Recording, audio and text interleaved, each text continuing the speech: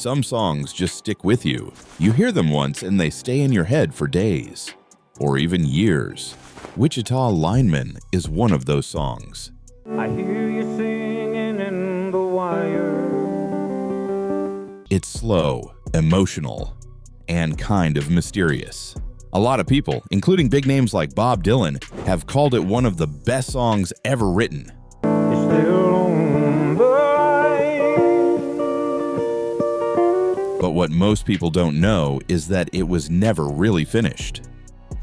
Back in 1968, songwriter Jimmy Webb gave the song to Glen Campbell, even though he thought it wasn't ready. It didn't have a full third verse, and he wasn't sure it made sense the way it was. But Glen liked it, and he recorded it anyway. Somehow, that unfinished song ended up becoming a huge hit. I clean my bones, then dream of Galveston. It sounded different from anything else on the radio. It was quiet, strange, and full of emotion. And that's exactly why people loved it. This is the story of how a simple mistake, or maybe just a rushed idea, turned into one of the most powerful songs in American music history. By the late 1960s, Jimmy Webb was already a well-known songwriter. He had written hits like "By the Time I Get to Phoenix," I'm still here, but yet I'm gone. which was recorded by Glen Campbell and became a big success. I'm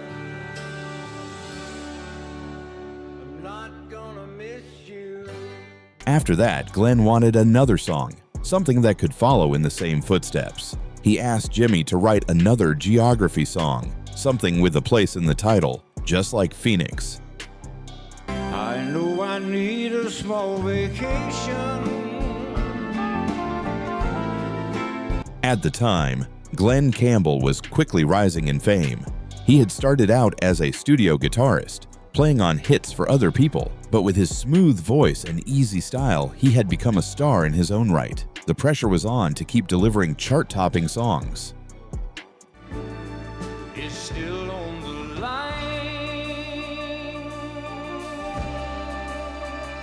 Jimmy Webb took that challenge seriously. He started thinking about places in the middle of America, the kind of small towns that don't usually get mentioned in songs. While driving through rural Oklahoma, he looked out the window and saw a single telephone lineman working up on a pole.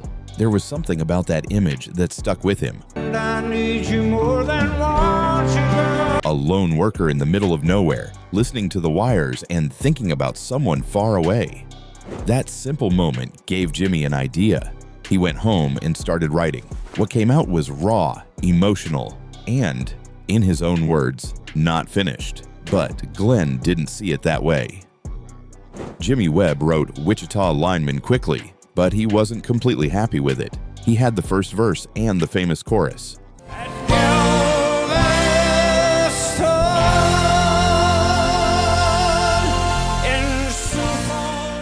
The one with "I need you more than want you," and "I want you for all time."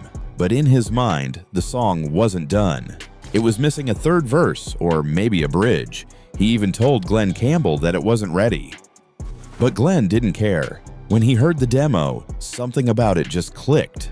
He brought it into the studio with producer Al DeLory and the top studio musicians in LA, known as the Wrecking Crew. Together they filled in the gaps, not with more lyrics, but with sound. That's where the so-called mistake became part of the magic. Instead of adding more words, they added a moody instrumental section. The guitar mimicked Morse code, the strings built tension, and the bass line gave it a sense of space and loneliness. Glen added a line at the end, "And I'm doing fine," almost as a way to close it off. It wasn't in Jimmy's original version, but it fit perfectly. Looking back, Jimmy Webb still says he thought the song was incomplete when he handed it in. But Glen and the studio team trusted the feeling of the song more than the structure. That's what made it special. It broke a few rules, and those small choices, or mistakes depending how you look at it, helped turn it into something unforgettable. Wichita Lineman doesn't sound like most hit songs. That's part of what made it so powerful. Everything about it, the music, the words, even the silences, worked together to create a very specific mood. It's lonely, emotional, and kind of dreamy. And it's all told from the point of view of a guy whose job is to fix telephone lines. One of the biggest reasons the song stands out is the lyrics. There's one line that people still talk about to this day. I need you more than want you, and I want you for all time. It's simple, but incredibly deep.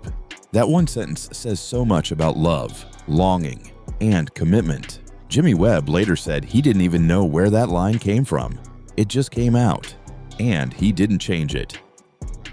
The music is just as important. The chords shift in unusual ways, giving the song a feeling of movement and distance. It never really settles into a comfortable place, which matches the mood of the lyrics. The string section adds drama, and the guitar effects, especially the part that sounds like a Morse code signal, make it feel like the lineman is out there alone, listening to the wires and thinking of someone far away. I am a lineman for the county. Glen Campbell's voice also played a big role. He doesn't oversing it. He keeps it calm and steady, which makes the emotion feel real. You believe this is a man who works a tough job in a quiet place, carrying feelings he doesn't know how to say out loud. All of these pieces came together to create something totally original. It wasn't flashy, but it was honest. And that honesty is what connected with people, then and now. The idea that Wichita Lineman was never finished is more than just an interesting backstory. It's part of what makes the song work. When Jimmy Webb first gave it to Glen Campbell, he really did believe it wasn't ready. It didn't follow the usual structure. It felt too short. It didn't explain everything. But that turned out to be its strength. Because the song doesn't spell everything out, it leaves room for the listener to fill in the blanks. And the Wichita Lineman. We don't know exactly who the lineman is thinking about or what happened between them. We just know that he's out there, all alone, working his job and feeling something deep. That kind of emotional space gives the song its mystery and its power. Also, the missing third verse was replaced by music. That instrumental break, with its echoing sounds and haunting strings, became the emotional heart of the song. It says just as much as words could, maybe even more. Jimmy Webb has said in interviews that not finishing the song ended up being a blessing. Sometimes when a song is too polished or too perfect, it loses something real.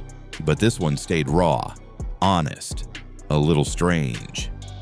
And that's why people still talk about it decades later. The so-called mistake made it more human.